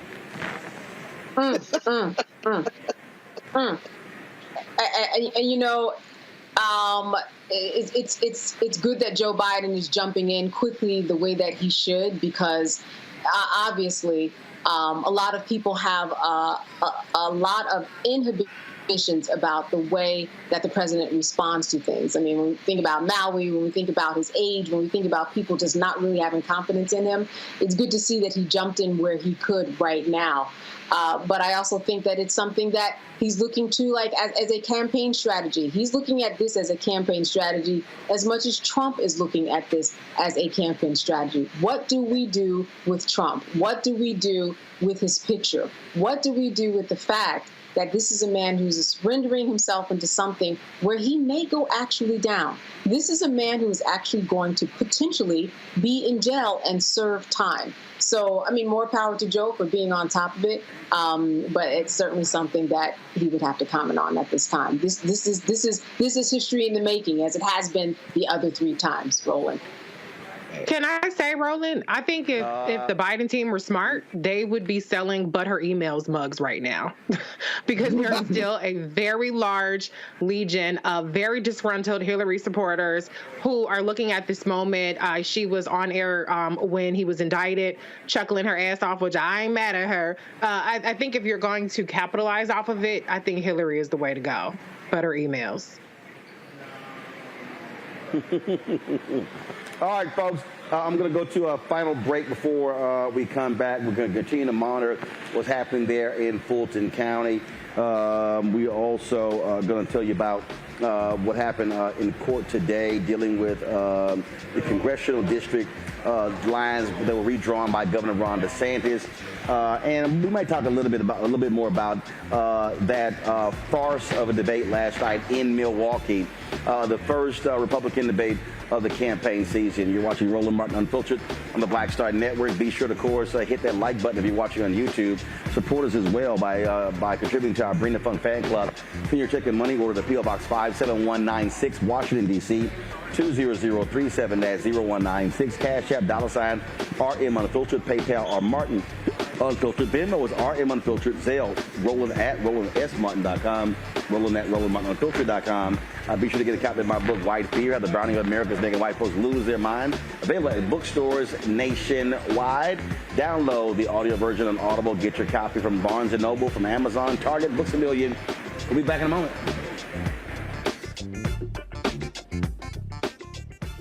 Barbershop in a 700 credit score neighborhood, black or white. They're talking about their ideas and they're talking about how they're going to move on those things. You go to a barbershop at a 500 credit score, equal brilliance, but bad culture, they're talking about other people. You go to a winner's barbershop, here's what I'm doing. You go to the barbershop of where people feel defeated, they talk about other people, either celebrities or people they admire, but also often, I don't like Joe. I don't like Roland Martin. Well, let me tell you something. I don't understand people. How could you not like anything here you see? You should just be like, this is amazing. It's cool. You may not even like how he does it or how I do it, but it's like, you know what? They're succeeding. They're killing it. All you should be is, that's fantastic. But if I don't like me, I'm not going to like you. If I don't feel good about me, it's hard for me to feel good about you. If I don't respect me, don't expect me to respect you. If I don't love me, I don't have a clue how to love you. And here's the big one. If I don't have a purpose in my life, I'm going to make your life a living hell.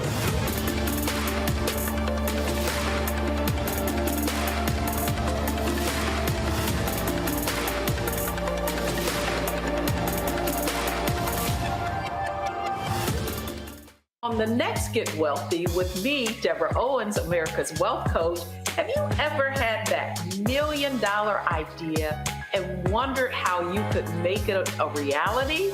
On the next Get Wealthy, you're going to meet Liska Askalise, the inventress, someone who made her own idea a reality and now is showing others how they can do it too. Positive, focusing in on the thing that you want to do, writing it down, and not speaking to naysayers or anybody about your product until you've taken some steps to at least execute. Liska Askalise on the next Get Wealthy, right here, only on Black Star Network. Hi, I am Tommy Davidson. I play Oscar on Proud Family, Louder and Prouder. I don't play Sammy, but I could. Or I don't play Obama, but I could. I don't do Stallone, but I could do all that. And I am here with Roland Martin on Unfiltered.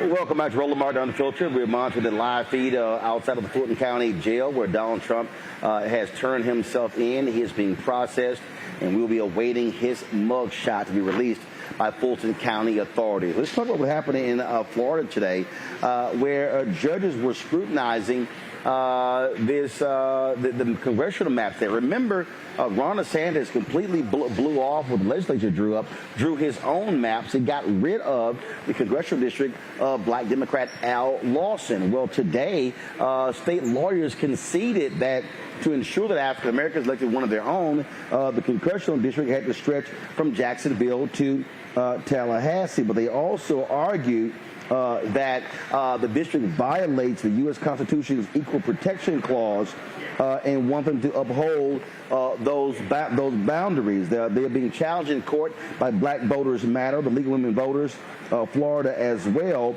And they say that the state was simply wrong to do so. This right here, again, Candace, is part of the battlefield, what's happening in the courtrooms. Mark Elias, Lawyers Committee for Civil Rights Under Law, Transformative Justice Coalition, NAACP, LDF, LULAC, League of Women Voters, ACLU, all these different groups are battling it out in court because, again, Republicans want to get rid of Black representation. They want to guarantee themselves victories. But what's happening is that the courts are recognizing that when you look at the law, when you look at the Equal Protection Clause, that you have to carry it out to the letter of the law. How are people being equally protected when they don't have equal representation, which is why these types of laws have become such as a stickler and been magnified across the country, as you have said, and why people are fighting it and winning it, and justifiably so. You know, I think one of the things that we see with Ron DeSantis, and I noticed this last night in the debate, is that there are so many things that he is carrying out, just like this, just like, you know, critical race theory, things that continue to marginalize people of color in the BIPOC community. When we look at DeSantis, what I realized last night, though, when I saw him, was that he really does not seem to have a plan in order to go even further for what he has seeming to set out to do. In other words, last night we looked for him to be the centerpiece of the action because of things like this, because of these types of suppression efforts in terms of representation. But what I saw last night was someone who was not going to be someone who is prepared to take the seat as a president. He had canned answers. He wasn't the center of attention as people thought he was.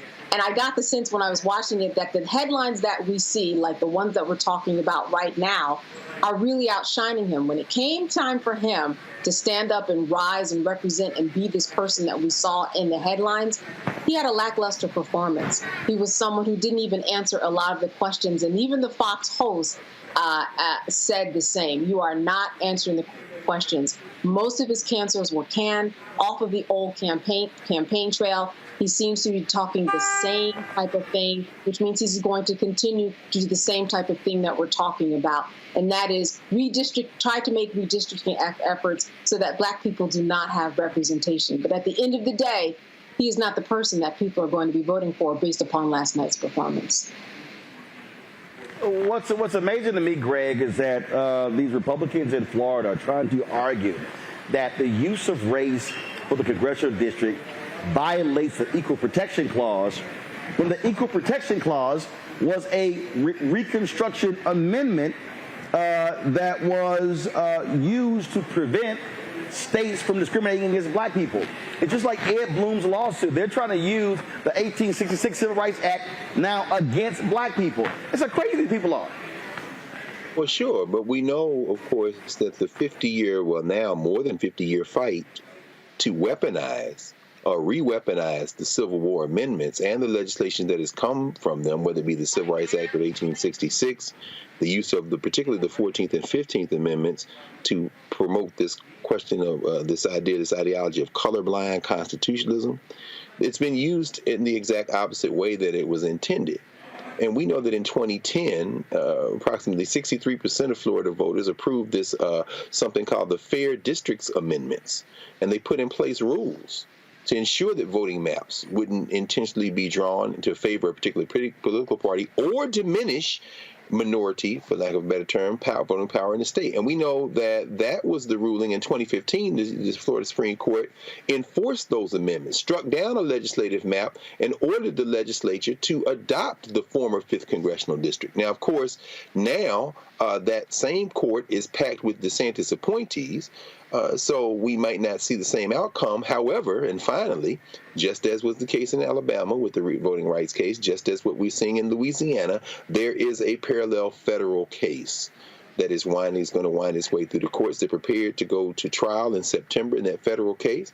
And what's at stake is the meaning and interpretation of those Civil War amendments and pursuant legislation. So not just the state constitution in Florida and not just an amendment that 63% of the voters in Florida adopted to ensure that this district remain in place, among other things.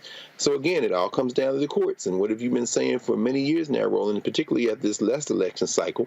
It isn't just about who you vote in the legislative and the executive branch. It's about the judges. Mm-hmm. No, absolutely. Donald Trump has been officially booked into the Fulton County Jail. They list him, Reese, he has 6'3", 215 pounds. Maybe he wrote that in. So we're waiting the booking photo as well. The point I'm making here about what happened there in Florida, again, we see exactly what's going on here. They're trying to use laws that were enacted to help black people now want to use them against black people. Right. Yeah, because they don't want black people to have anything. And so what they want to do is they want to actually punish black people or people who are advocating for black people with even trying to make the attempt. We know that black people, for instance, what they're doing to try to sue black venture capitalists. We know that black people are underrepresented in just about every single field you could think of in terms that's other than prison. But, you know, they know that we are already underrepresented. They know that we're underfunded. We're under everything, but that's too much for them because they want us to have literally jack shit. And so what they're doing is they're being creative. They're not dissatisfied with rolling things back to what the status quo is. They want to go take us back to a place damn near where we're back in chains and picking cotton. And so what Ron DeSantis has done, he's not a good campaigner. I don't think he's even a good politician. But what he has done is he has enacted his agenda. He said, who gonna check me, boo? And he's gotten things through that is even more extreme than his Republican legislature. And so as long as there's a Republican supermajority in terms of the Supreme Court there, the Supreme Court of the United States, then everything is on the table. And that's why we really need to be very concerned about these kind of cases. We were going to talk about what happened last night in the GOP debate in Milwaukee. I don't really care. Vivek sounded like an idiot last night, not even remotely ready for prime time or even daytime. Chris Christie whined and complained all day today about the moderators, even though he got the second most time talking last night. Mike Pence stood there and was hoping everybody was just crown him as the next best thing to slice bread. Nikki Haley, of course, was just whining. I don't know what the hell Elmer Fudd, I'm sorry, Sarah and Tim Scott was talking about. And, of course, Asa Hutchinson, he ain't got no shot. The dude from North Dakota, he ain't got a shot as well. What I did hear was a whole bunch of lying last night, talking about, how awful, how bad the country is, you name all sort of stuff. Man, please, we heard a whole bunch of crap. To the control room. Is this a live video here? All right, folks, so it looks like Donald Trump has been processed and his motorcade is now leaving the Fulton County Jail, making their way back to Atlanta's Jackson Hartsfield Airport. And so that processing took place in less than about 20 minutes. They've already dropped, so the booking sheet has already been dropped. According to the booking sheet, Donald Trump's booking number is 2313827. He was booked again. They say he's already been released. They list him as 6'3", 215 pounds, blonde or strawberry. When they got hair, blonde or strawberry blue. I ain't never seen strawberry blue. What the hell is that? They list all of the different accounts, the charges as well against him, and so that is the case. And so he's now headed back to the airport. I'm sure I'm sure. Well, maybe he's going to Magic City. I'm not quite sure. He could be going to the airport. Maybe he's going to swing by Magic City and get some of those Lou Williams lemon pepper wings. I'm not quite sure. So that is it, folks. As Candace said earlier, probably be another hour and a half before the booking photo is going to be released.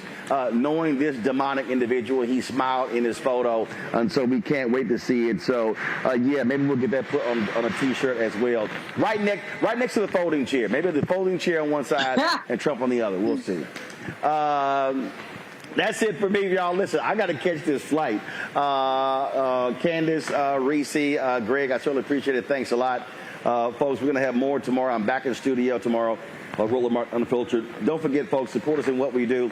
Download the Black Star Network app, Apple phone, Android phone, Apple TV, Android TV, Roku, Amazon Fire TV, Xbox One, Samsung Smart TV. You can also join our Bring the Funk fan club. Your dollars make it possible to do what we do. Place your check and money order to P.O. Box 57196, Washington, D.C. 20037-0196.